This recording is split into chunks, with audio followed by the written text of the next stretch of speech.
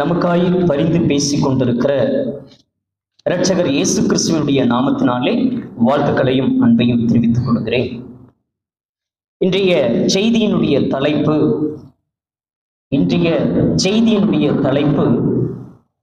கடுகு விதை அளவு விசுவாசம். கடுகு விதை அளவு விசுவாசம். இன்றைய செய்தியினுடைய தலைப்பு கடுகு விதை அளவு விசுவாசம். புதிய ஏற்பாடிலே பக்கம் 26வது பக்கம். புதிய ஏற்பாடிலே பக்கம் 26.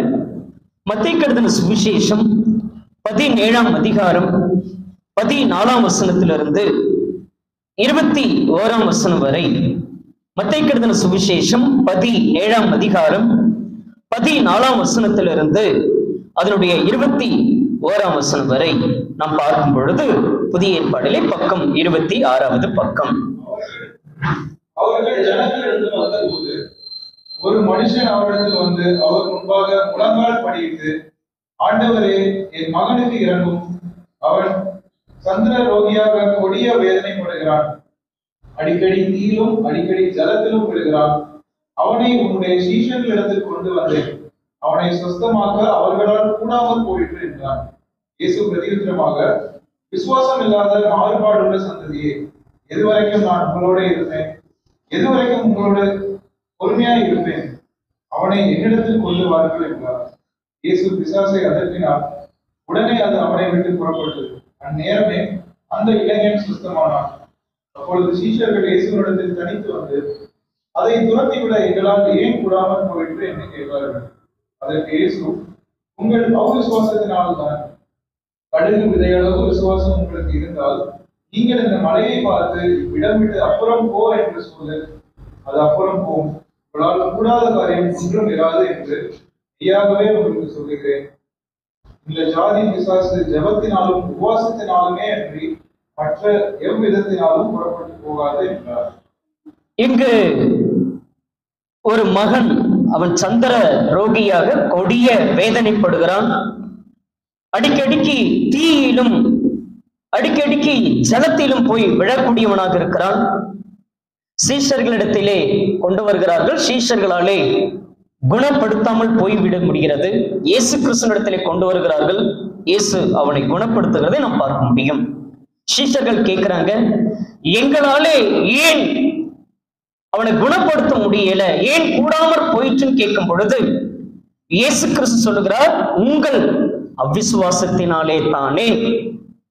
கடுகு விதை அளவு விசுவாசம் உங்களுக்கு இருந்தால் இந்த மலையை பார்த்து இவ்விடம் விட்டு அப்புறம் போ என்று சொல்ல, அது அப்புறம் போ. உங்களாலே கூடாத காரியம் ஒன்றும் இராது.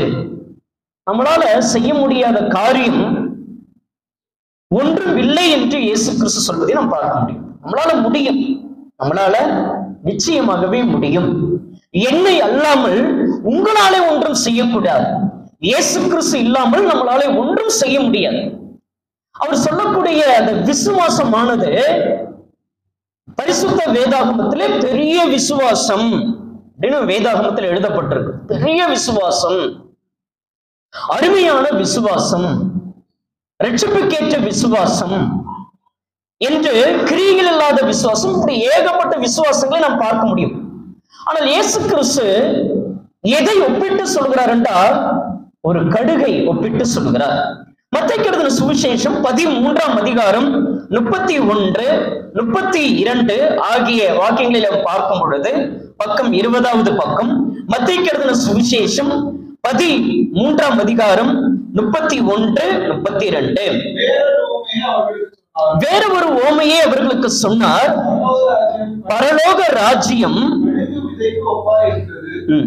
அதை ஒரு மனுஷன் எடுத்து தன் நிலத்தில் விதைத்தான்.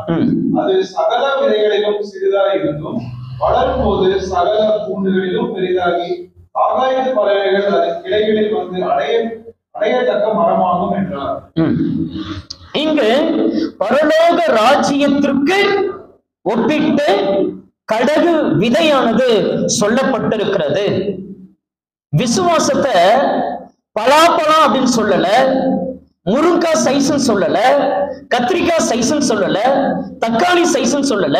உங்களுடைய விசுவாசம் எந்த அளவுக்கு ஒப்பிடப்பட்டிருக்கிறது என்றால் கடுகு விதை அளவு என்று ஒப்பிடப்பட்டிருக்கிறது. அந்த விசுவாசமாவது இந்த 2024 கர்த்தருடைய நாளிலே நமக்கு இருக்கிறதா என்பதை நாம் இந்த நாளிலே நாம் பார்க்க போகிறோம். எதுக்கு கடுக விதை அளவுக்கு சொல்லி இருக்கிறார்? கடுகுல அப்படி என்ன ஸ்பெஷல் இருக்கிறது? மாங்கான்னு சொல்லியிருக்கலாம், தேங்கான்னு சொல்லியிருக்கலாம் இல்லையா? ஏன் அதெல்லாம் விட்டுட்டு அந்த கடுகு விதை அளவாவது விசுவாசம்? பல நேரங்களிலே பலவிதமான வேதனைகளும் பாடுகளும் போராட்டங்கள் வரும் பொழுது அந்த நேரத்துல வசனங்களை மறந்து விடுகிறோம். வசனம் எங்க போச்சுன்னே தெரியல, வசனத்துக்கு எதிராக இருக்கிறோம். இன்றைக்கு சகோதரர் தம்பி வாசிச்ச இதோ யாரெல்லாம் அந்த சொற்பத்தை வணங்குகிறார்களோ அவர்களுக்கு கொடிய அங்கு மகா வாதைகள் ஏற்படும் அப்படின்னு பார்க்கணும். எத்தனையோ சொற்பமான காரியங்கள், எத்தனையோ விக்கிரக ஆராதனையான பொருளாசை என்கிற காரியம், தேவனுடைய மீது வைத்திருக்கிற விசுவாசங்கள் எல்லாம், அந்த நம்பிக்கை எல்லாம் பல நேரங்களில் தவிடு பொடியாகி விடுகிறது. எதனால? சில அற்பமான சில உலக நன்மைகளுக்காக தேவனை தூஷித்து விடுகிறோம். கடுகு விதை அளவு அந்த விசுவாசத்தில் அதை ஒப்பிட்டு சொல்லியிருக்கிறார். கடுகு அது சின்ன அந்த விதை, அது இப்ப என்னவா இருக்குன்னா மரமா இருக்கிறது என்று நாம் பார்க்கிறோம். நான் இதை பார்த்தது இல்லை. கடுகு அந்த சின்னதா வளர்ந்திருக்கிறத பார்த்திருக்கிறேன். ஆனா மரமாய் வேதாகமத்தில் இயேசு சொன்னார்னா நிச்சயமா இருக்கும், மரம் இருக்கும் இல்லையா? கடுகு மரம். வடநாட்டுல எல்லாம் கடுகு எண்ணெய் யூஸ் பண்ணுவாங்க. நம்ம ஊர்ல இங்க தேங்காய் எண்ணெய் யூஸ் பண்றோம். சென்னை பக்கம் போனீங்கன்னா சன்ஃப்ளவர் ஆயில், பாமாயில் ஆயில், நம்முடைய தேவைக்கு ஏற்ற மாதிரி கடலை எண்ணெய், தேங்காய் எண்ணெய் அப்படின்னு நம்முடைய நல்லெண்ணெய் நம்முடைய தேவைகளுக்கு ஏற்ற நம்ம யூஸ் பண்றோம். ஆனால் இங்கு பரிசுத்த வேதாகமத்தில் ஏன் எங்களாலே இப்படிப்பட்ட இந்த பலவீனத்தில் இருந்து எங்களால ஏன் விடுதலையாக்க முடியல, ஏன் எங்களால சொஸ்தமாக்க முடியல என்று சொல்லும் பொழுது, பா உங்களுக்கு கடுகு விதை அளவாவது விசுவாசம் இருக்கணும்பா என்று சொல்லியிருக்கிறதை நம் பரிசுத்த வேதாகமத்தில் நாம் பார்க்கிறோம்.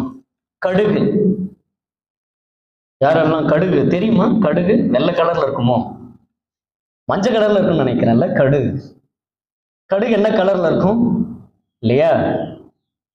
கடுகு ரொம்ப பெருசா தான் இருக்கும் இல்லையா? நம்ம எண்ணெய் போடும் பொழுது அந்த எண்ணெயை ஊத்திட்டு கடுகு என்ன பண்ணுவோம்? இவ்வளவு பெருசு தானே தூக்கி போடுறோம் சட்டியில், அப்படியே போடுறோம். கடுகு இல்லையா சின்னதா இருக்கு. ஃபர்ஸ்ட் அந்த கடுகு குறித்து நாம் பார்க்கும் பொழுது சில விஷயங்களை நம்ம அறிந்து கொள்ள போகிறோம். ஃபர்ஸ்ட் அந்த கடுகு எப்படி இருக்குன்னா, தட்டையா உயரமாலாம் இல்லை, அது உருண்டையா இருக்கு. எப்படி இருக்கிறது? ஃபர்ஸ்ட் உருண்டை என்று சொன்னால் எந்த சூழ்நிலையிலும் அது மாறாத தன்மை உடையது. நம்முடைய விசுவாசம் கூட எப்பேற்பட்ட சூழ்நிலை வந்தாலும் சரி, தூக்கி நம்மள நெருப்புல போட்டாலும் சரி, அல்ல தூக்கி எண்ணெயில போட்டாலும் சரி, நம்ம என்ன செய்யக்கூடாது? மாறவே கூடாது. என்ன செய்யக்கூடாது? மாறவே கூடாது. உங்களுடைய விசுவாசம் எப்படிப்பட்டதாக இருக்க வேண்டும் என்றால், அட்லீஸ்ட் அந்த சின்ன அந்த கடுகு விதை அளவாவது இருக்க வேண்டும் என்று நமது ரட்சகர், யாரு? நமது ரட்சகர். அந்த விசுவாசமாவது அந்த சின்னதா இருந்துச்சுன்னு சொன்னா, கொஞ்சமா இருக்குன்னு சொன்னா, நிச்சயமாகவே இந்த மலையை பார்த்து பெயர்ந்து அப்புறம் போன்னு சொன்னா போயிடும் என்று எவ்வளவு அந்த விசுவாசத்தை நமக்கு எழுப்பி விட்டு விடுகிறார். உருண்டையானது, எந்த சூழ்நிலையும் அது மாறாத தன்மையுடையது. வேற என்ன இருக்கிறது அந்த கடுகுலே? வேற என்ன இருக்குது அந்த கடுகு? அவ்வளவு ஒண்ணுதானா அப்படின்னா அதுல என்ன இருக்கிறது என்றால் காரத்தன்மை இருக்கிறது. சின்னதுதான், ஆனா அது எப்படி இருக்கிறது? சாப்பிட்டு பார்த்திருக்கீங்களா? மென்னு இருக்கிறீங்களா? கடுகுலாம் மென்னு இருப்போம் இல்லையா? அந்த கடுகு உருண்டையா மாத்திரமல்ல, அது காரத்தன்மை உடையது. அதாவது விசுவாசத்துல நாம் எப்படி இருக்க வேண்டும் என்றால் எப்பொழுதுமே விழிப்பாக இருக்க வேண்டும். 1 தீமோத்தேயு 4ஆம் அதிகாரம் 1 வசனத்திலே 288வது பக்கம் 288வது பக்கம் 288. விசுவாசம் அநேகர் என்ன செய்தார்கள் என்றால் விசுவாசத்தை விட்டு விலகி போனார்கள். விசுவாசத்தை விட்டு விலகி போனார்கள். எத்தனை பேருக்கு அந்த விசுவாசம் இருக்கிறது? ஒரு வாரம் விசுவாசம், அடுத்த வாரம் விசுவாசம் எங்க போச்சுன்னே தெரியல. எல்லாம் தெரியும். ஒவ்வொரு நேரமும், ஒவ்வொரு சமயமும், ஒவ்வொரு நாளமும் நாம் வைத்திருக்கிற அந்த விசுவாசமானது அதிகப்படியாக இருக்க வேண்டும். விசுவாசம் நமக்கு தெரியும், நம்பப்படுகிற உறுதியும் காணப்படாதவையும் நிச்சயமா இருக்கிறது என்று இந்த விசுவாசத்தை குறித்து எபிரேயர் 11ஆம் அதிகாரம் 1-40 வசனம் வரைக்கும் அந்த விசுவாசத்தினுடைய வீரர்களை பட்டியலிட்டு சொல்லி இருக்கிறார். அப்ப இயேசு கிறிஸ்து நமக்கு ஒரு பாடத்தை கற்றுக் கொடுக்கிறார். விசுவாசம் எப்படி இருக்க வேண்டும் என்றால், அந்த கடுகு விதையளவாவது உனக்கு விசுவாசம் இருக்கட்டும்.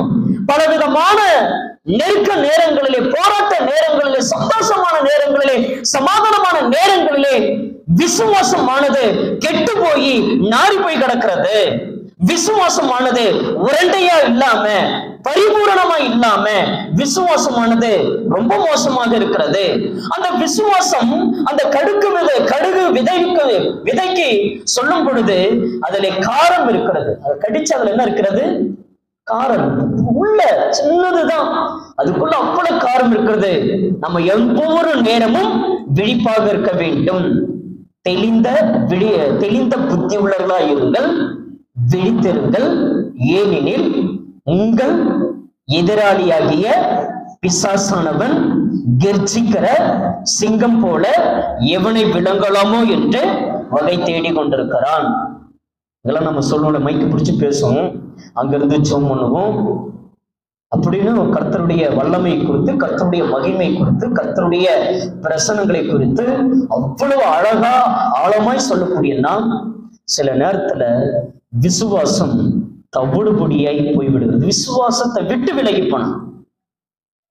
எதை விட்டு விலகி போகிறது? விசுவாசத்தை விட்டு விலகி போனார்கள். தொடர்ந்து வேதாகமத்தில் வாசிக்கும் பொழுது 2 தீமோத்தேயு 2:18 சொல்லும் பொழுது 292வது பக்கம் விசுவாசத்தை கவிழ்த்து போடுகிறார்கள் என்று எழுதப்பட்டிருக்கிறது. ஒன்று, விசுவாசத்தை விட்டு விலகி போகிற எத்தனையோ ஜனங்கள் உண்டு. விசுவாசத்தை என்ன செய்கிறார் என்றால் கவிழ்த்து போடுகிற ஜனங்கள் உண்டு. யாரா பேச்சை கேட்டு அப்படியே கவிழ்ந்து போகக்கூடிய ஜனங்களாய் நாம் இருந்து விடக்கூடாது. அந்த கடுகளே என்ன இருக்கிறது என்றால் காரம் இருக்கிறது. நம்முடைய விசுவாசம் எப்படி இருக்க வேண்டும் என்றால், எந்த சூழ்நிலையிலும் மாறாத உடையவர்களாக இருக்க வேண்டும். அது குடும்பமாய் இருந்தாலும், அது வேலை செய்கிற ஸ்தலமாய் இருந்தாலும், சொந்த பந்தமாய் இருந்தாலும், சபையினுடைய காரியமாய் இருந்தாலும், நம்முடைய விசுவாசமானது எப்படிப்பட்டதாக இருக்க வேண்டும் என்றால், ஒரு கடுகுக்கு ஒப்பிட்டு சொல்லியிருக்கிறார். பலாப்பழத்துக்கு ஒப்பிட்டு சொல்லியிருக்கலாம், ஒரு பெரிய முருங்கைக்கு ஒப்பிட்டு சொல்லியிருக்கலாம். ஆனால் காய்க்கு பழத்துக்கு சொல்லாம ஒரு விதைக்கு சொல்லியிருக்கிறார். அந்த சின்ன கடுகு இப்பொழுது என்னவாக இருக்குது என்றால் மரமாக இருக்கிறது. அதிலே பறவைகள் என்ன செய்கிறதாம்? அதிலே பறவைகள் தங்குகிறது. நம்முடைய விசுவாசத்தை பத்தி யாராவது வந்திருக்கிறாங்களா? கூட நம்முடைய விசுவாசத்தை பத்தி யாராவது வந்திருக்கிறாங்களா? எனக்கு இந்த சேர் தான் அப்படின்னு நினைச்சுட்டு இருக்கோம் இல்லையா? நான் வந்தா நான் மட்டும்தான். ஏன்? அதுக்குன்னு ஆள் இருக்குது, அவங்க போவாங்க. இல்ல, புதிய ஏற்பாடில் நம்ம எல்லாரும் ஆசாரியர்கள், ராஜாக்கள். நம்ம எல்லாருமே ஊழியர்கள். ஜெபிக்கிறீர்கள் என்றால், தேவனுடைய வசனங்களை தியானிக்கிறீர்கள் என்றால், இது விசேஷமாக தேவனுடைய ஆராதனையிலே, தேவனுடைய ஊழியத்திலே உங்களுடைய பங்கு என்னவாக இருக்கிறது? வேலை செய்கிற ஸ்தலத்திலே எவ்வளவு பங்குகளை நம்ம காட்டுகிறோம்? நம்முடைய சொந்த பந்தங்களிலே, நல்லது கெட்டதிலே எவ்வளவு பங்கை நாம் காண்பிக்கிறோம்? நம்முடைய குடும்ப உறவுகளிலே எவ்வளவு பங்கை நம்ம காண்பிக்கிறோம்? அல்லது நமக்குன்னு சில விஷயங்கள் வந்தால் மாமிசமாய் டிவி பார்க்கிறதோ, போன் பார்க்கிறதோ, பேசுகிறதோ, கதை அடிக்கிறதோ அவ்வளவு பங்கு வச்சிருக்கிறோம். ஆனால் தேவனுடைய விஷயத்திலே நம்முடைய பங்கு என்னவாக இருக்கிறது? அதுல காரத்தன்மையாய் விழிப்புடனே இப்படி வந்தா என்ன பண்ணணும், அப்படி வந்தா என்ன பண்ணணும் என்கிற சிந்திக்கிற எல்லா புத்தியும் எல்லா ஞானமும் நமக்கு தந்திருக்கிறாரு. அருமையான குடும்பத்திலே கிறிஸ்துவம் என்கிற தலைப்பின் கீழ் நம்முடைய ஊழியர் அவ்வளவு அழகாக பேசினார். நம்ம ஊழியர் பேசிட்டு இருக்காரு.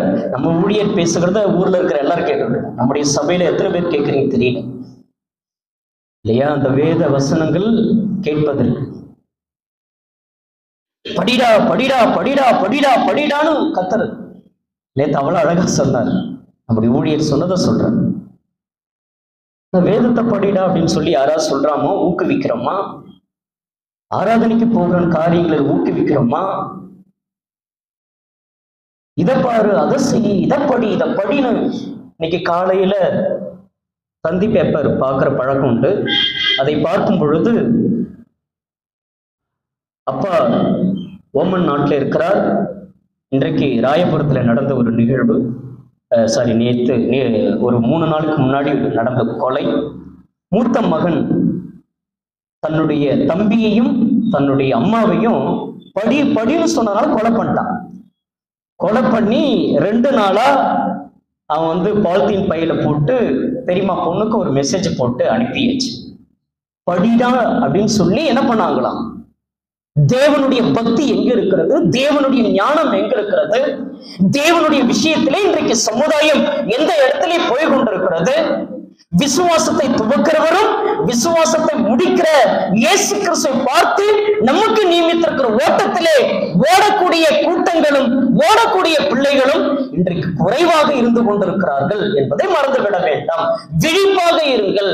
எத்தனையோ விஷயத்திலே விழிப்பாக இதை படி, இதை சம்பாதி, இதை செய்ய, இதை கட்டுன்னு திணித்துக் கொண்டிருக்கிறோமே, தேவனுடைய விஷயத்திலே எந்த அளவுக்கு வைராக்கியம் இருக்கிறது? எங்க உன் புள்ள எங்க, எங்க உன் குடும்பம் எங்கன்னு கேட்பார் இல்லையா? கேட்பாரா? கேட்க மாட்டாரா? ஆவிக்குரிய விஷயத்திலே கடுகுக்கு ஒப்பிட்டு சொல்லியிருக்கிறார். அந்த விசுவாசம் உருண்டையாக இருக்கிறது, அந்த விசுவாசம் காரத்தன்மையா இருக்கு. அந்த கடுகுல, அந்த விதையில வேற என்ன இருக்கிறது என்றால் கசப்பு இருக்கு. என்ன இருக்கிறது? கசக்கும். தெரியுங்களா? ஒண்ணு காரமாவும் இருக்கும், அடுத்தது கசக்கும். குட்டேண்டுதான் கசப்பு தன்மை இருக்கு. கசப்பு அது உள்ளே போகும் பொழுது பாவக்காய்லாம் சாப்பிடும், கசப்பு நிறைந்த சில இலைகள்லாம் சாப்பிடுறோம், வேப்பலை அதெல்லாம் சாப்பிடுறோம் இல்லையா? இல்ல வயிற்றுல பூச்சி இருக்கு, அப்ப வயிற்றில் இருக்கக்கூடிய கிருமி நீங்குவதற்கு கடுகு விதை எந்த அளவுக்கு இருக்கிறது? உருண்டையா இருக்கிறது, காரத்தன்மையாக இருக்கிறது, கசப்பு தன்மையாக இருக்கிறது. இந்த உலகத்தினுடைய பாவ இச்சைகளுக்கு நம்முடைய விசுவாசம் இன்னதென்று எப்பவும் நாம யாரா இருக்கணும்? நீங்கள் உலகத்தில் இருந்தாலும் யார் இல்லை? உலகத்தார் அல்ல. உலகத்துல இருக்கிறோம்னு சொன்னா நம்ம உலகத்தான் கிடையாது, நம்ம அங்க போகிறோம். அப்போ இந்த உலகத்துல இருந்தாலும் நம்ம எப்படிப்பட்டவர்களாக வாழ வேண்டும்? போய் விழுந்துடக்கூடாது.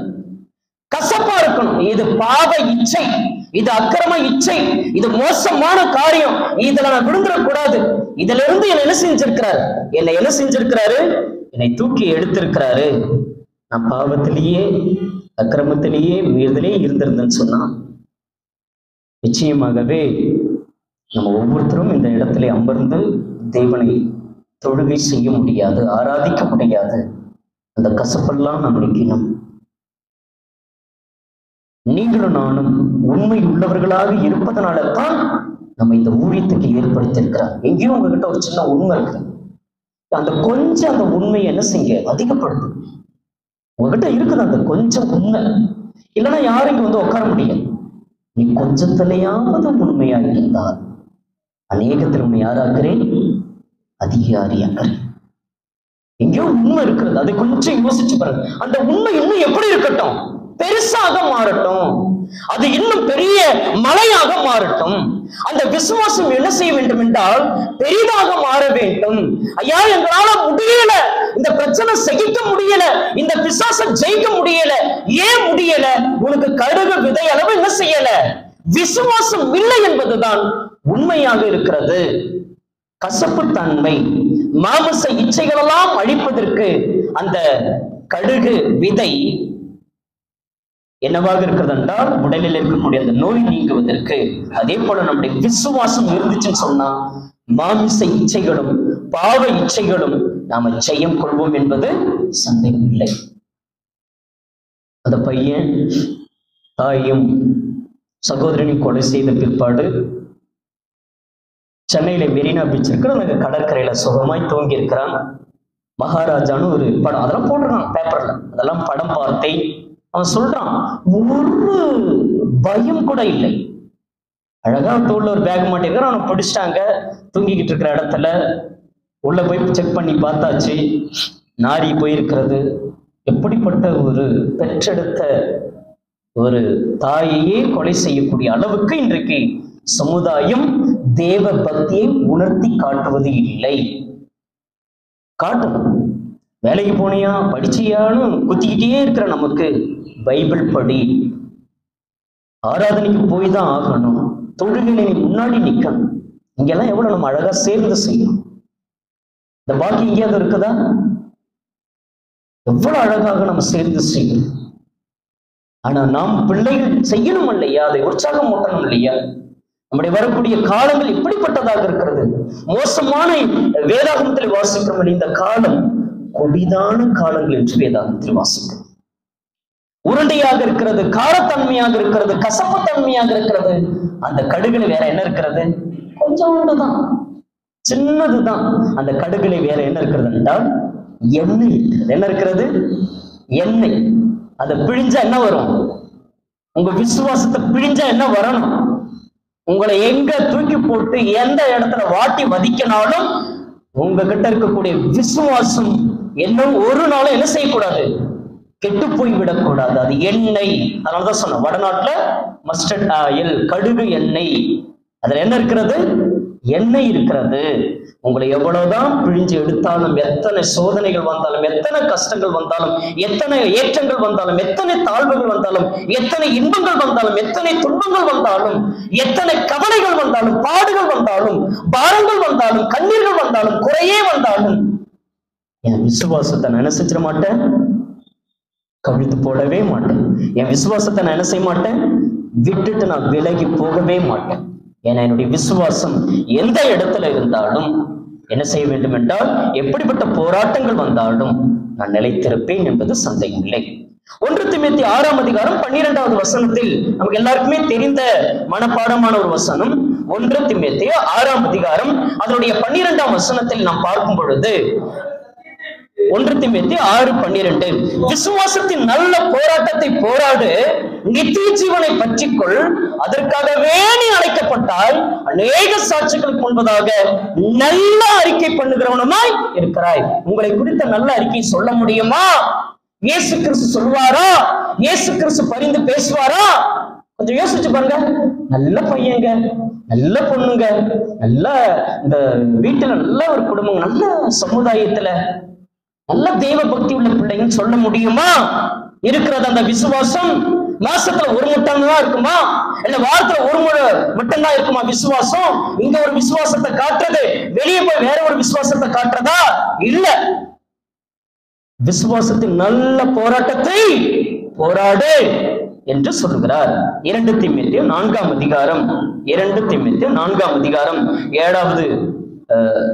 7வது வசனம், நல்ல போராட்டத்தை போராடினேன். போராட்டத்துல நல்ல போராட்டம், கெட்ட போராட்டம் இருக்குதா? சொல்லுவோம் இல்லையா? வீட்டுல ஒரே போராட்டமா போச்சு, செத்துட்டா நல்லா இருக்கும் அப்படின்னு இல்லையா?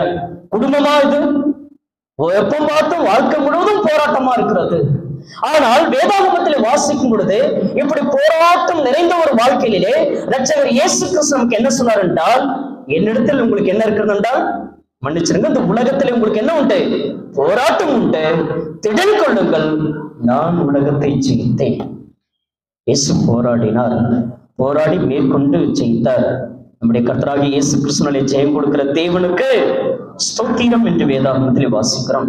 நல்ல போராட்டத்தை போராடினேன், ஓட்டத்தை முடித்தேன், விசுவாசத்தை காத்துக்கொண்டேன். இது முதல் எனக்கு என்ன இருக்கிறது என்றால், நீதியின் கிரீடம் எனக்காக வைக்கப்பட்டிருக்கிறது. நீதி உள்ள நியாயாதிபதியாக கர்த்தர் அந்த நாளிலே அதை எனக்கு தந்திடுவார். எனக்கு மாத்திரமல்ல, அவர் பிரசன்னமாகுதலை விரும்பும். அது எவ்வளவு உறுதியா சொல்றாங்க அப்போஸ்தலனாகிய பவுல், அவ்வளவு உறுதியா சொல்றார். எனக்கு தருவார், யாரெல்லாம் இதை விரும்புகிறார்களோ அவர்களுக்கும் அதை தருவார். எனக்கு அன்பான தேவனுடைய ஜனமே, அந்த கடுகு ஒன்று உருண்டையாக இருக்கிறது, கசப்பாக இருக்கிறது, காரமாக இருக்கிறது, எண்ணெயாக இருக்கிறது. அதுல வேற என்ன இருக்கிறது தெரியுமா? வேற என்ன இருக்குது அந்த கடுகுல? முளைக்கிற தன்மை உள்ளது. போட்டீங்கன்னா அது கடுகு என்ன செஞ்சிடும்? முளைச்சிடும். உங்களை எங்க தூக்கி போட்டாலும் நீங்க யாருன்னு தெரியணும். என்னை எங்க தூக்கி போட்டாலும் இவர் ஊழியக்காரன்னு தெரியற மாதிரி உங்களை எங்க தூக்கி போட்டாலும் நீங்க யாருன்னு தெரியணும். உலகத்தானும் தெரியணுமா, மோசமானவனும் தெரியுமா, குடும்பம் நடத்துறியே நீ யாருன்னு தெரியணும், அசிங்கமானவனும் தெரியணுமா, கெட்ட வார்த்தை பேசணும்னு தெரியணுமா, யாருன்னு தெரியணும். உங்களை பார்த்தா இந்த தெருவில் போகும் பொழுது வரும் பொழுது உங்களை என்னன்னு பார்த்தா உலகத்தானும் தெரியணுமா, தேவனுடைய நாமம் தூஷிக்கப்படணுமா. அந்த கடுகளை இப்ப என்ன இருக்கிறது என்றால் முளைக்கிற தன்மை உள்ளது. எங்க போட்டாலும் இவங்க போற இடத்துக்கு தான் நம்ம போவோம். இவங்க ஆராதிக்கிற தேவன் நிச்சயமாகவே மகா பெரியவர். அப்படிப்பட்ட சொல்கிற ஒரு எண்ணம் இருக்கிறதா? யாராவது சொல்ல முடியுமா? நீங்களும் நானும் அப்பேற்பட்ட குணங்களை வளர்த்து கொண்டிருக்கிறோமா? அதனாலதான் இயேசு சொன்னாரு, கடுகு விதை அளவு விசுவாசம் என்று சொன்னார். கடுகுல இவ்வளவு நன்மையும் இருக்கிறது. அது முளைக்கிற தன்மை உள்ளது. நம்ம எந்த இடத்துல இருந்தாலும் அந்த இடத்துல இருந்து நம்ம என்ன செய்ய வேண்டும் என்றால் அது முளைக்கணும். அப்ப அது விதையா தான் இருக்கிறோம். நம்ம யாரா இருக்கிறோம்? விதையாக இருக்கிறோம். எவ்வளவு பெரிய நன்மையாக இருக்கிறது. வேற என்ன இருக்கிறது அந்த கடுகிலே? போஜனத்துக்கு ருசி. நம்ம சாப்பிடுகிற சாப்பாடு ருசியா இருக்கிறது என்று சொன்னால் அது எதுவாக இருக்கிறது என்றால் அந்த கடுகு தான். தாளிச்சு பாருங்களேன். தாளிக்கும் போதே தெரியும். நீ யார் வீட்டுல மீன் குழம்புன்னு தெரியல, யார் வீட்டுல பிரியாணின்னு தெரியல, யார் வீட்டுல கறி குழம்புன்னு தெரியலன்னு சொல்லுவோம் இல்லையா? அப்போ உடனே அந்த கடுகை போட்டு அதை தாளித்து செய்யும் பொழுது இன்னைக்கு இந்த வீட்டுல இந்த குழம்புன்னு நம்முடைய மூக்கு என்ன செய்கிறது? அதை அந்த நறுமணத்தை அறிந்து அதை சொல்லிவிடுகிறது. இது எப்பேற்பட்டது என்றால் போஜனத்துக்கு ருசியானது. உங்களுடைய விசுவாசம் எப்படிப்பட்டதாக இருக்க வேண்டும் என்றால் ருசி உள்ளதாக இருக்க வேண்டும். ருசி அற்றதாக இருக்க கூடாது. கர்த்தர் நல்லவர் என்பதை ருசித்து பாருங்கள். அது போஜனத்துக்கு ருசியானது. உங்ககிட்ட இருந்து பேசும் பொழுது, உங்ககிட்ட இருந்து ஒரு காரியங்களை கேட்கும் பொழுது, உங்ககிட்ட இருந்து அந்த காரியங்களை செயல்படுத்தும் பொழுது ருசியா இருக்கும். எப்படி இருக்கணும்? ஆமா சொல்லுகிற விஷயம் தேவ பக்தியா தான் சொல்றாங்க. ஏன்னா நம்முடைய விசுவாசத்தை காண்பித்து கொடுக்க வேண்டும். தொடர்ந்து அந்த கடுகுல வேற என்ன இருக்கிறது? எவ்வளவு இருக்கு பார்த்தீங்களா? சொல்ல சொல்ல வந்துகிட்டே இருக்கு இல்லையா? இந்த கடுகுல தம்மா துண்டுதான். ஆனா அது என்ன போடுது பார்த்தீங்களா? இருந்துகிட்டு அது என்ன பண்ணுது? இவ்வளவு பெருசா இருக்கிறோம் இல்லையா, என்ன செய்து கொண்டிருக்கிறோம்? இவ்வளவு வளர்ந்திருக்கிறோம் இல்லையா, என்ன செய்து கொண்டிருக்கிறோம்? இவ்வளவு அறிவும் ஞானமும் புத்தி இருக்கும் சொல்லுகிறோம் இல்லையா, என்ன செய்து கொண்டிருக்கிறோம்? அந்த விசுவாசம் எங்கே எப்படிப்பட்டதாக இருக்கிறது? கடுகு விதையளவாவது முழுமையாக இருக்கிறதா என்பதை நாம் உணர்ந்து கொள்ள வேண்டும். அந்த கடுகு எப்படிப்பட்டதாக என்றால் நறுமணம் வீசக்கூடியதாக இருக்கிறது. எப்படிப்பட்டதாக? நம்மை பார்த்தால் சொல்லணும் இல்லையா, அந்த கடுகு சொல்றோம் இல்லையா, நல்ல ஒரு குழம்பு, நல்ல ஒரு சமையல், நல்ல வாசமா இருக்கிறதுன்னு அந்த நறுமணத்தை பார்த்து சொல்லி விடுகிறோம் இல்லையா? நம்மையும் பார்த்து சொல்ல வேண்டும். எபேசியர் 5ஆம் அதிகாரம் 2ஆம் வசனத்தில் நாம் பார்க்கும் பொழுது, எபேசியர் 5ஆம் அதிகாரம் 2வது வசனம், எபேசியர் 5ஆம் அதிகாரம் 2வது வசனம், இயேசு கிறிஸ்து அவரு சுகந்த வாசனையாக என்று நாம் எழுதப்பட்டிருக்கிற வார்த்தை நாம் பார்க்க முடியும். 2வது வசனம், எபேசியர் 5ஆம் அதிகாரம் 2வது வசனம், கிறிஸ்து நமக்காக தம்மை தேவனுக்கு சுகந்த வாசனையான காணிக்கையாகவும் பலியாகவும் ஒப்பு கொடுத்து நம்மில் அன்பு கொண்டது போல நீங்களும் என்ன செய்யுங்கள் என்றால் அன்பிலேயே நடந்து கொள்ளுங்கள். அன்பு சகலத்தையும் தாங்கும், சகலத்தையும் சகிக்கும், சகலத்தையும் விசுவாசிக்கும். அன்பு எப்படிப்பட்டதாக இருக்கிறது? இயேசு கிறிஸ்துவின் அன்பு தேவனுக்கு முன்பதாக சுகந்த வாசனையாக ஒரு உகந்த பலியாக ஒப்பு கொடுத்தது போல நீங்களும் என்ன செய்யலாம் என்றால் அன்பிலே நடந்து கொள்ளுங்கள். நீங்க கொஞ்சோண்டு தான் அந்த கடுகளவு விசுவாசம் இருந்துச்சுன்னா அந்த விசுவாசத்தை கொண்டு போய் மற்றவர்களுக்கு சொல்ல முடியாத அளவுக்கு நாட்டம் பிடித்த அவிசுவாசம் நிறைந்து போயிருக்கிறது. சொல்லவே முடியல, யாரையும் கூப்பிட முடியல, யாரையும் அழைக்க முடியல. ஏன்? நம்ம விசுவாசமே டம்மியா இருக்குது, நம்ம விசுவாசமே உருண்டையா இல்லை, நம்முடைய விசுவாசமே காரத்தன்மையா இல்லை, கசப்பாவும் இல்லை. ஆவிக்குரிய வாழ்க்கையில நம்முடைய விசுவாசமே எண்ணெயாக இல்லை, நம்முடைய விசுவாசமே முளைக்கிற ஒரு தன்மை இல்லாம செத்து போய் விடக்கூடியதாக இருக்கிறது. அது ருசியாகவும் இல்லை, அது நறுமணமும் வீசக்கூடியதாக இல்லாமலும் இருக்கிறது. பல கடுகுகளிலே நீங்களும் நானும் யாராக இருக்கிறோம்? இயேசு கிறிஸ்து சொல்கிறார், உங்கள் அவிசுவாசத்தினாலே தானே. கடுகு விதையளவு விசுவாசம் உங்களுக்கு இருந்தால் நீங்க இந்த மலையை பார்த்து விடம் விட்டு அப்புறம் போ என்று சொல்ல அது அப்புறம் போகும். தொடர்ந்து பரிசுத்த வேதாகமத்திலே இந்த விசுவாசத்தை குறித்து சொல்லும் பொழுது எபிரேயர் 11ஆம் அதிகாரம் 6வது வசனம், எபிரேயர் 11ஆம் அதிகாரம் 6வது வசனத்தில் அநேகருடைய வாழ்க்கையிலே பலன் இல்லாமல் போய்விடுகிறதை நாம் பார்க்க முடியும். காரணம் யாது? எபிரேயர் 11ஆம் அதிகாரம் 6வது வசனத்திலே அதிக பலன் கிடைக்கிறது, அதிக நன்மை கிடைக்கிறது, அதிக ஆசீர்வாதங்கள் கிடைக்கும். ஆனால் எது இல்லாமல் போய்விடுகிறது என்றால் எபிரேயர் 11ஆம் அதிகாரம் 6வது வசனத்திலே விசுவாசம் இல்லாமல் தேவனுக்கு பிரியமாய் இருப்பது கூடாத காரியம். ஏனென்றால் நல்லா பாருங்க, தேவனிடத்தில் சேர்கிறவனும் அவர் உண்டென்றும் அவர் தம்மை தேடுகிறவர்களுக்கு பலன் அளிக்கிறவர். ஆஹா, இன்னைக்கு கர்த்தருடைய நாள். நான் தேவனை தேடினால் அது எனக்கு என்ன கொடுக்கும் என்றால் என்ன கொடுக்கும்?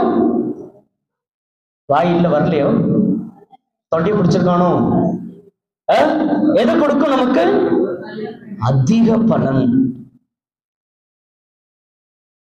கர்த்தரை தேடுகிறவர்களுக்கு ஒரு நன்மையும் குறைவுபடாது. தேவனிடத்தில் அன்பு கூறுகிறவர்களுக்கு சகலமும் நன்மைக்கு ஏதுவாகவே நடக்கிறது. தேடும் பொழுது விசுவாசம் இருந்தா தேட முடியும், விசுவாசம் இல்லைன்னா தேடவே முடியாது.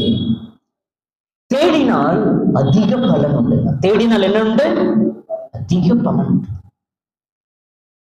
காலையில தொடங்கி ராத்திரி வரைக்கும் நீங்களும் நானும் நிச்சயமா வேலை செய்யணும். ஆனால் கர்த்தருடைய நாள் 2 மணி நேரம் தான். அதை நாம் முழுமையாய் கொடுக்கும் பொழுது அதிக பலன் நமக்கு கிடைக்கும்.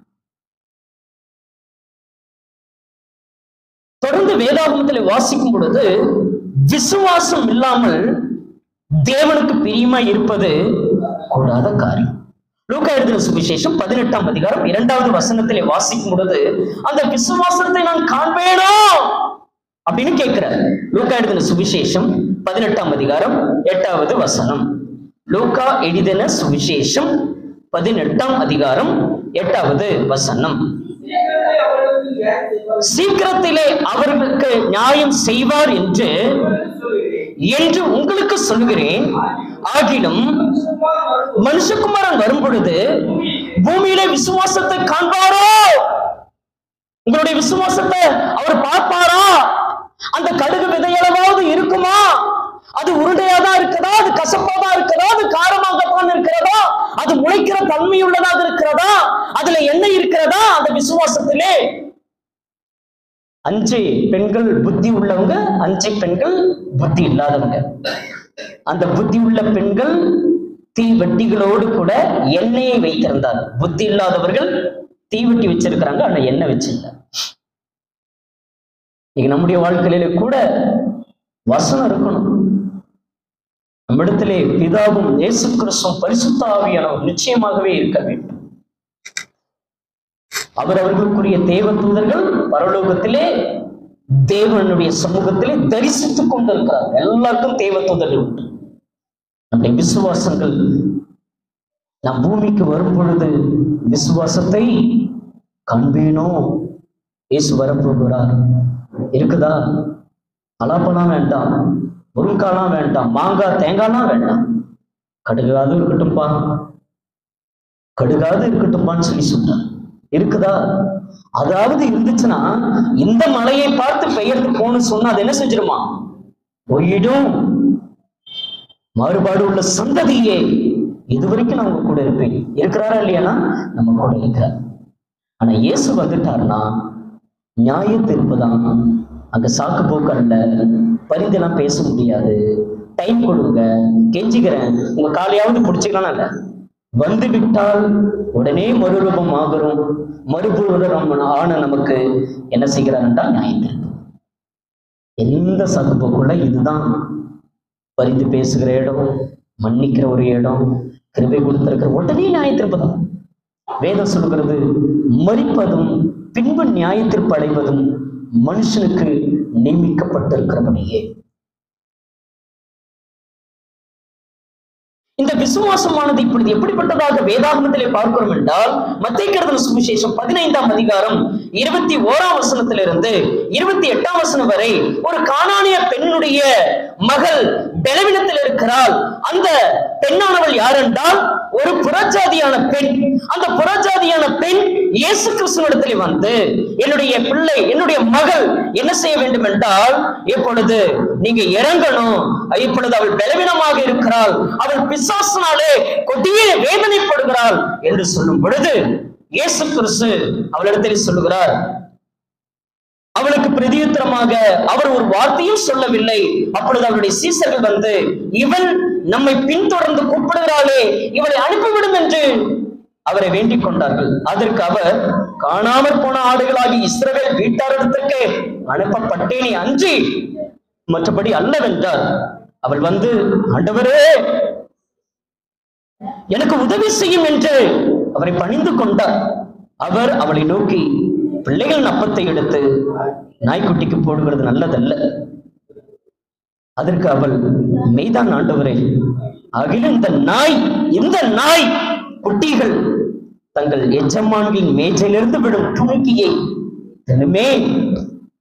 இயேசு அவளுக்கு பிரதியுத்தரமாக, ஸ்திரீயே, விசுவாசம் தெரியுது. இயேசு உங்களையும் பார்த்து என்னையும் பார்த்து, நான் இந்த பூமிக்கு வரும் பொழுது உங்க விசுவாசத்தை நான் காண்பேனே என்று சொன்னவர், உங்களுக்கு அந்த பெரிய விசுவாசம் இருக்கிறதா? இந்த விசுவாசம் பெரியது என்று இயேசு கிறிஸ்து அந்த புறஜாதிகளிலே இது கானானிய ஒரு பெண்ணை பார்த்து சொல்வதை நாம் பார்க்க முடியும். இன்றைக்கு உங்களையும் என்னையும் பார்த்து இவ்வளவா கேட்போம் இல்லையா? என் மேல எவ்வளவு அன்பு வச்சிருக்கிறேன், இவ்வளவு வச்சிருக்கேன் குழந்தைகிட்ட கேட்போம். இந்த குழந்தை சொல்லும் பொழுது அவ்வளவு அழகா இருக்கும் இல்லையா? சில குழந்தைங்க கிட்ட என் மேல எவ்வளவு அன்பு வச்சிருக்கிற.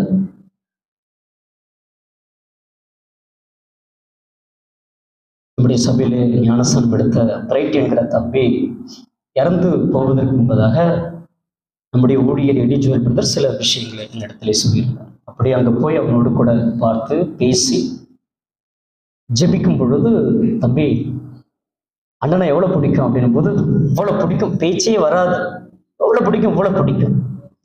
சரி, நான் சில விஷயங்கள் உனக்கு சொல்றேன் அப்படின்னு சொன்னேன். ஆனால் அவன் உயிரோடு இருக்கும் பொழுது அவனுக்காக ஜபமும் பேசின காரியங்கள் அநேகம் உண்டு. இன்னைக்கு உங்ககிட்ட பேசுகிறேன். இன்னைக்கு நிற்போமா நாளைக்கு இருப்போமா தெரியாது. ஆனால் நம்முடைய விசுவாசம் எப்படி இருக்க வேண்டும் என்றால் பெரிதாக இருக்க வேண்டும். இயேசு அதை பார்த்து கொண்டிருக்கிறான். இயேசு அதை என்ன செய்கிறாரு? பார்க்கிறார். மகளே, விசுவாசம் சின்னதெல்லாம் இல்ல, கடுகு அளவுலாம் இல்ல, அந்த விதை அளவு இல்ல, அது பெரியது அப்படின்ற நம்மை பார்த்து இயேசு கிறிஸ்து சொல்ல முடியுமா என்பதை நீங்களும் நானும் தீர்மானம் பண்ணுவோம். மத்தேயு எழுதின சுவிசேஷம் 14ஆம் அதிகாரம் 31வது வசனத்தில் ஒரு 5 வசனங்களை நான் சொல்லி நிறைவு செய்கிறேன். மத்தேயு எழுதின சுவிசேஷம் 14ஆம் அதிகாரம் 31வது வசனத்தில், உடனே இயேசு கையை நீட்டி அவனை பிடித்து, அற்ப விசுவாசியே, ஏன் சந்தேகப்பட்டாய்? இப்படி கேட்டதை விட அவனை பார்த்து, மாறுபாடு உள்ள சந்ததியே, எது வரைக்கும் கூட இருப்பேன், அற்ப விசுவாசியே அப்படின்னு அவரை பார்த்து கேட்டுட கூடாது. உனக்கு எவ்வளவு செஞ்சிருக்கிறேன், இவ்வளவு மோசமா இருக்கிறையே, அற்ப விசுவாசியே, அற்பமான காரியத்திற்காக தேவனை மறுதளித்தவர்கள், கவிழ்த்து போட்டவர்கள், விலகி போனவர்கள் ஏராளம் உண்டு. அந்த இடத்துல நீங்களும் நானும் இருக்கிறோமா என்பதை நம்ம என்ன செய்வோம்? பார்க்க வேண்டும். அற்ப விசுவாசியே. பேதுரு இயேசு பார்த்து நடந்து வர, அதுக்கப்புறம் பார்த்தா அவர் கீழே பார்த்துட்டார். இன்றைக்கு நாமும் இந்த உலக ரீதியாய் சில காரியங்களை பார்த்தால் விழுந்து விடுவோம். நிச்சயமாய் உலக ரீதியாய் பார்க்கும் பொழுது, மாமிச ரீதியாய் பார்க்கும் பொழுது அற்ப விசுவாசம் என்பது சந்தேகம் இல்லை. தொடர்ந்து வேதாகமத்திலே நாம் பார்க்கும் பொழுது, அப்போஸ்தலர் 14ஆம் அதிகாரம் 9ஆம் வசனத்திலே வாசிக்கும் பொழுது, ரட்சிப்புக்கு ஏற்ற விசுவாசம், உங்களுக்கும் எனக்கும் பரிசுத்த வேதாகமத்திலே சொல்லுகிறார், ரட்சிப்புக்கு ஏற்ற விசுவாசம். உங்களுடைய விசுவாசம் அநேகரை ரட்சிப்புக்குள்ளாக மாற்றும். அநேகர் விடுதலையாகும். அவங்க கஷ்டத்திலிருந்து விடுதலையாகணும், கண்ணீர்ல இருந்து விடுதலையாகணும். உங்க விசுவாசம், நீங்க அவங்க கிட்ட பேசும் பொழுது அவங்க அப்படியே குணமாயிடணும். ரட்சிப்புக்கேற்ற விசுவாசம். ரட்சிப்பு இல்லாத விசுவாசம் இல்ல, ரட்சிப்புக்கேற்ற விசுவாசம். நீங்க பேசினா மனசு மாறிடணும், அவங்க மனம் திரும்புதலை கண்டடையணும், அவங்க நல்லவர்களாய் இந்த பூமியிலே வாழ்வதற்கு இந்த ரட்சிப்புக்கேற்ற இந்த விசுவாசமானது ஒரு பெரிய பலமா இருக்க வேண்டும். ரட்சிப்புக்கேற்ற விசுவாசம். சப்பானி, அங்க இருந்த ஒரு சப்பானி அங்கு பார்க்கும் பொழுது அந்த சப்பானியானவனை குணப்படுத்துவது மாத்திரமல்ல, அந்த சப்பானியின் இடத்துல சொல்லுகிறார், உங்ககிட்ட என்ன இருக்கிறது என்றால் ரட்சிப்புக்கேற்ற விசுவாசம். நீயும் உன் வீட்டாரம் என்றால் கர்த்தரையே விசுவாசி, அப்பொழுது நீங்கள் என்ன செய்வீர்கள் என்றால் ரட்சிக்கப்படுவீர்கள். ரட்சிக்கப்படுகிறவர்களை கர்த்தர் அனுதினமும் என்ன செய்கிறார் என்றால் சபையிலே சேர்க்கிறார். விசுவாசம் உள்ளவனாகி ஞானஸ்தானம் பெற்றவன் ரட்சிக்கப்படுவான். விசுவாசியாதவனோ ஆக்கணைக்குள்ளாக தீர்க்கப்படுவான். ரட்சிப்புக்கேற்ற விசுவாசம். யாக்கோபு 2ஆம் அதிகாரம் 20வது வசனத்திலே பலர் விசுவாசம் இருக்கிறது, ஆனால் செயல்படுத்தாமல் இருக்கிறார்கள். அந்த விசுவாசத்தை செயல்படுத்துறதே இல்லை. வசனத்தை கேட்டோமா, வீட்டுக்கு போனோமா, அடுத்தது சாப்பிட்டோமா, வீட்டு வேலையை பார்த்தோமா, உலக வேலையை பார்த்தோமா, இதை என்னத்துக்கு இதெல்லாம் போய் சொல்லிக்கிட்டு அதெல்லாம் செஞ்சுக்கிட்டு வேண்டாம். ஆனால் வேதாகமே சொல்லுகிறது, யாக்கோபு 2ஆம் அதிகாரம் 20வது வசனத்திலே சொல்லுகிறார், வீணான மனுஷனே, கிரிகள் இல்லாத விசுவாசம் செத்ததாக இருக்காது. உன் விசுவாசம் எப்படி இருக்கணும்? நான் வரும் பொழுது அது பெரிய விசுவாசமாக இருக்க வேண்டும். நான் வரும் பொழுது நான் விசுவாசத்தை காண வேண்டும். நான் வரும் பொழுது அந்த விசுவாசம் ரட்சிப்புக்கேற்ற விசுவாசமாக இருக்க வேண்டும். நான் வரும் பொழுது அது எப்படிப்பட்ட ஒரு விசுவாசமாக இருக்க வேண்டும் என்றால் கிரிகள் இல்லாத விசுவாசம். செத்ததுதான். நீ என்னதான் விசுவாசம் வச்சிருக்கன்னு சொன்னா அதை செயல்படுத்தல, ஒருத்தர் ஆதாயப்படுத்தல, மனம் மாறவில்லை என்றால் அந்த கிரிகள் இல்லாத, செயல்கள் இல்லாத விசுவாசம் வேஸ்ட், செத்தது அப்படின்ற. அது செத்ததுக்கு சமானம். நான் சொல்லல, பைபிள் சொல்லுது. அது இருக்கிறது தான் அது உங்களுக்கு சொல்றேன். மேலே பாருங்க 19லே, தேவன் ஒருவர் உண்டென்று விசுவாசிக்கிற, அப்படி செய்கிறது நல்லதுதான். பிசாசுகளும், பிசாசு விசுவாசிக்குது, ஆனா பிசாசு தேவனுடைய வார்த்தைக்கு கீழ்ப்படியுமா? கீழ்ப்படியாது இல்லையா? பிசாசுக்கு வசனம்லாம் தெரியுமே. பிசாசு என்ன செய்கிறதா? பிசாசுகளும் விசுவாசித்து நடுங்குது, கீழ்ப்படியாது. நமக்கும் கேட்கும் போது என்ன வருது? ஆஹா, நல்லாதான் இருக்குது, கீழ்ப்படியறதா அதான் வர மாட்டேங்குது. அதை திரும்ப செய்யணும்னா தான் வர மாட்டேங்கிறது. வரலையே. தொடர்ந்து வேதாகமத்தில் வாசிக்கும் பொழுது அந்த விசுவாசம் எப்படிப்பட்டதாக இருக்கிறது என்றால் 1 தீமோத்தேயு 1ஆம் அதிகாரம் 5ஆம் வசனத்திலே, மாயமற்ற விசுவாசம். அநேகருடைய விசுவாசம் அப்படியே மாய தோற்றத்தில் இருக்கும். அதை வாசிங்க. 1 தீமோத்தேயு 1ஆம் அதிகாரம் 5ஆம் வசனம், 286வது பக்கம். 286வது பக்கம். கற்பனை பொருளில் என்னவெனில், சுத்தமான இருதயத்திலும் நல்ல மனசாட்சியிலும் மாயமற்ற விசுவாசத்திலும் பிறக்கும் அன்பே மாயமற்ற விசுவாசம் என்று எழுதப்பட்டிருக்கிறது. ரோமர் 14ஆம் அதிகாரம் 19, 20வது வசனத்திலே பலனற்ற விசுவாசம் என்று நாம் பார்க்க முடியும். 1 பேதுரு 1ஆம் அதிகாரம் 7ஆம் வசனத்திலிருந்து 10வது வசனத்தில் வரைக்கும் நாம் பார்க்கும் பொழுது வெளியேற பெற்ற விசுவாசம். விசுவாசம் ஒரு பொண்ணுக்கு, மன்னிக்கவும், பொண்ணுனா தங்கம் தானே, ஆமா, தங்கத்திற்கும் வெள்ளிக்கும் நம்ம என்ன செய்கிறோம் என்றால் வெளியேற பெற்றது. மாணிக்கா, வைரக்கல், விலை உயர்ந்த காரியம், அதெல்லாம் ரொம்ப லக்ஸரிங்க, அதெல்லாம் ரொம்ப ரொம்ப வெளியேற பெற்றதுங்க. இல்ல, நான் வச்சிருக்கிறேன் பார்த்தீங்களா, நீங்க வச்சிருக்கிறீங்க பார்த்தீங்களா, அந்த கடுகு விதை அளவு அந்த விசுவாசம், அது எப்பேற்பட்டது என்றால் வெளியேற பெற்றது. வெளியேற பெற்ற விசுவாசம் என்று பார்க்கும். யூதா புத்தகத்தில் சொல்லும் பொழுது அந்த 1 பேதுரு 1, 7, 10 படிக்கல. 7ஆம் வசனம், 8ஆம் வசனம், 9, அதுல 10 மட்டும் படிங்க. 1 அதுல ரொம்ப அழகா இருக்கும். 1 பேதுரு 1ஆம் அதிகாரம் 10வது வசனம். 1 பேதுரு 1ஆம் அதிகாரம் 10வது வசனம். உங்களுக்கு உண்டான கிருபையை குறித்து தீர்க்கதரிசனம் சொல்லும் தீர்க்கதரிசிகள் இந்த ரட்சிப்பை குறித்து கருத்தாய் ஆராய்ந்து பரிசோதனை பண்ணினார்கள். 8ஆம் வசனம் வாசிங்க, அது இன்னும் அழகா இருக்கும். அழிந்து போகிற பொன் அக்னியினாலே சோதிக்கப்படும், அதை பார்க்கும் அதிக விலையேற பெற்றதா இருக்கிறவங்களுடைய விசுவாசம் சோதிக்கப்பட்டு இயேசு கிறிஸ்து வெளிப்படும் பொழுது உங்களுக்கு புகழ்ச்சியும் கனமும் மகிமையும் காணப்படும். அவரை நீங்கள் காணாமல் இருந்து பாருங்க, என்னெல்லாம் கிடைக்குது பாருங்க. அந்த விசுவாசம், அந்த விலையேற பெற்ற விசுவாசம் உங்ககிட்ட இருக்கும் பொழுது என்னென்ன கிடைக்கிறது? புகழ்ச்சி வருகிறது, கனம் வருகிறது, மகிமை காணப்படும். 8வது வசனத்தில் அவரை நீங்கள் காணாமல் இருந்தும் அவரிடத்தில் நீங்கள் அன்பு கூறுகிறீர்கள், இப்பொழுது அவரை தரிசியாமல் இருந்தும் அவரிடத்தில் விசுவாசம் வைத்து சொல்லி முடியாததும் மகிமையால் நிறைந்ததுமாயிருக்கிற சந்தோஷம் உள்ளவர்களாய் களி கூர்ந்து உங்கள் விசுவாசத்தினுடைய பலனை, ஆத்ம ரட்சிப்பை நீங்கள் அடைகிறீர்கள். பார்த்தீங்களா? அந்த விசுவாசம் சோதிக்கப்பட்டு இயேசு கிறிஸ்து வெளிப்படும் பொழுது உங்களுக்கு என்ன கிடைக்கிறது என்றால் புகழ்ச்சி, கனம், மகிமை, சந்தோஷம் இதெல்லாம் கிடைக்கிறது என்று வேதம் சொல்லுது. விசுவாசம் கடுகு விதையளவாவது விசுவாசம் இருந்தால் நம்முடைய விசுவாசத்தை அதிகப்படுத்துவோம். நம்முடைய வாழ்நாட்கள் ரொம்ப ஒரு மோசமான இடத்திலே போய் கொண்டிருக்கிறது. கடைசியாக ஒரு வசனங்களை சொல்லி நான் நிறைவு செய்ய ஆசைப்படுகிறேன். எபிரேயர் 12ஆம் அதிகாரம் 1வது வசனம். எபிரேயர் 12ஆம் அதிகாரம் 1வது வசனம். ஆகையால் மேகம் போன்ற இத்தனை திறனான சாட்சிகள் நம்மை சூழ்ந்து கொண்டிருக்க பாரமான யாவற்றையும் நம்மை சுற்றி நெருங்கி நிற்கிற பாவத்தையும் தள்ளிவிட்டு விசுவாசத்தை துவக்கிறவரும் விசுவாசத்தை முடிக்கிறோமாக இயேசு கிறிஸ்துவை நோக்கி, இயேசு கிறிஸ்துவை பார்த்து நமக்கு நியமித்திருக்கிற ஓட்டத்திலே பொறுமையோடு கூட ஓட கடவும். அவர் தமக்கு முன்பு வைத்திருந்த சந்தோஷத்தின் பொருட்டு அவமானத்தை எண்ணாமல் சிலுவை சகித்து தேவனுடைய சிங்காசனத்தில் வலது பரிசத்தில் வைத்திருக்கிறார். இன்றைக்கு கடுகு விதை இருந்தால்தான் அது மரமாக மாறும். அந்த மரத்திலே அநேகர் அந்த நிழலுக்கு வருவார்கள். அதில் அநேக பறவைகள் வந்து அடைகிறது என்று நாம் பார்க்கிறோம். இன்னைக்கு நம்முடைய கடுகு விதையளவான அந்த விசுவாசம் எப்படிப்பட்டதாக இருக்கிறது?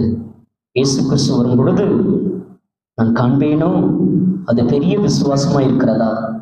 மாயமற்ற விசுவாசமா இருக்கிறதா? கிரிகள் இல்லாத விசுவாசமா, அல்லது ரட்சிப்புக்கேற்ற விசுவாசமா, அல்லது அற்ப விசுவாசமா, அல்லது வெளியேறப்பட்ட விசுவாசமா என்பதை நம் பரிசுத்த வேதாகமத்திலிருந்து அதிகமாய் தியானம் செய்து பார்ப்போமாக. தேவன் தாமே நம்மை ஒவ்வொருவரையும் ஆசீர்வதித்து நடத்துவாராக. நாம் யாவரும் எடுத்து நிற்போம்.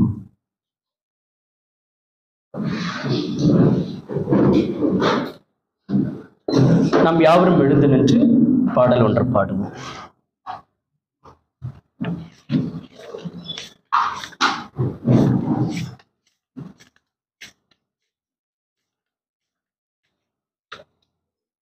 கர்த்தரின் கை குறுகவில்லை, கர்த்தரின் வாக்கு மாறிடாதே என்ற பாடல். கர்த்தரின் கை குறுகவில்லை, கர்த்தரின் வாக்கு மாறிடாதே, சூத்தர்களா மாறிடவே சுதன்னொரு புரிந்தனரே, சூத்தர்களா மாறிடவே சுதன்னொரு புரிந்தனரே.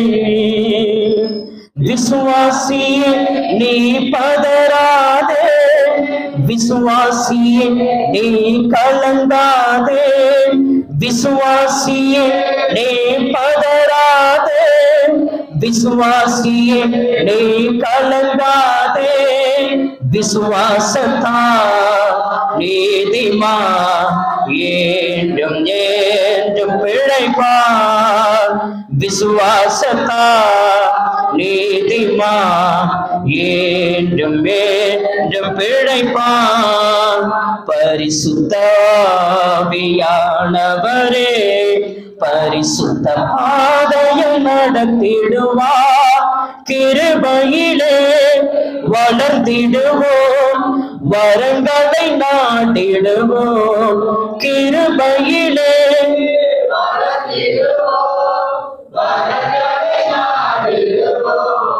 விசுவாசியே நீ பதறாதே, விசுவாசியே நீ கலங்காதே, விசுவாசியே நீ பதறாதே, விசுவாசியே நீ கலங்காதே. விசுவாசத்தா நீதிமா என்றும் என்றும் பிழைப்பா. விசுவாசத்தா நீதிமா என்றும் என்றும் பிழைப்பான். திருச்சபையே கிரியை செய்வார், திவ்ய அன்பில் பெருகிடுவாய். தலைமுறையால் தலைமுறையால் தலைத்திடாறு புரிவார், தலைமுறையால் தலைமுறையால் தலைத்திடாறு புரிவார். விசுவாசியே நீ பதறாதே, விசுவாசியே நீ கலங்காதே, விசுவாசியே நீ பதறாதே, விசுவாசியே நீ கலங்காதே. விசுவாசத்தா நீதிமா என்றும் என்றும் பிழைப்பான். விசுவாசத்தா நீதிமா என்றும் என்றும் பிழைப்பான். நெஞ்சமினே அஞ்சிடாதே, தஞ்சம் இயேசு உன்னரணே. தம் ஜனத்தை சீக்கிரமாய் தம்முடன் சேர்த்துக் கொள்வார், தம் ஜனத்தை